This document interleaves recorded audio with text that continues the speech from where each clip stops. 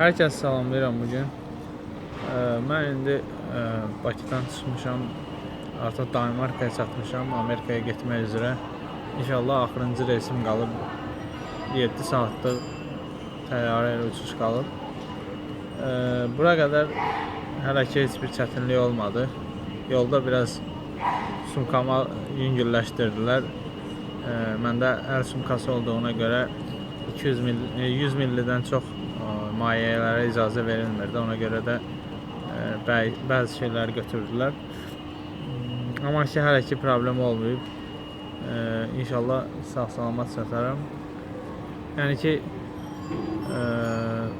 mən 2 perosetka ilə almışdım bileti. Ona görə Türkiyəyə uçdum. Sonra Türkiyədən Danimarkaya uçdum. İndi təyyarəni gözləyirəm. Saat Kopenhagen vaxtından saat 6-ya işləmiş 20 dəqiqə. Buradan təyyarə qalxacaq. Şengen vizası olmadığına görə şəhərə buraxmırlar. Bunları nəzərə alın. Bir də Türkiyədə belə bir problemlə qarşılaşdım.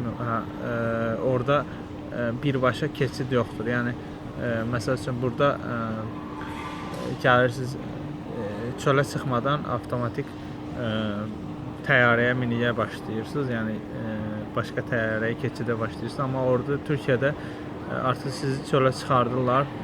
Çıxış eləyirsiniz tam çıxış elədikdən sonra qayıdıb elə bir ki Türkiyə vətəndaşı kimi gəlirsiniz. Əgər məsəl üçün indi bizdən tələb olunmur viza, amma bəzi ölkələr var ki viza tələb olunur Türkiyə üçün. Yəni viza tələb olunan ölkələrdə bu problem olacaq, çünki çöl məcbur çıxardırlar.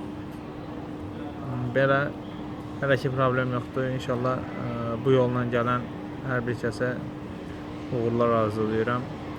Bakıdan ən rahat yol Bakı-Doha, Dohadan New York uçuş reysidir. Bu ən asan reysdir.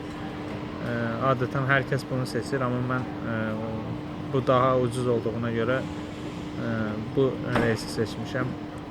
İnşallah sağ-salamat çatsam videonun davamı gələcək.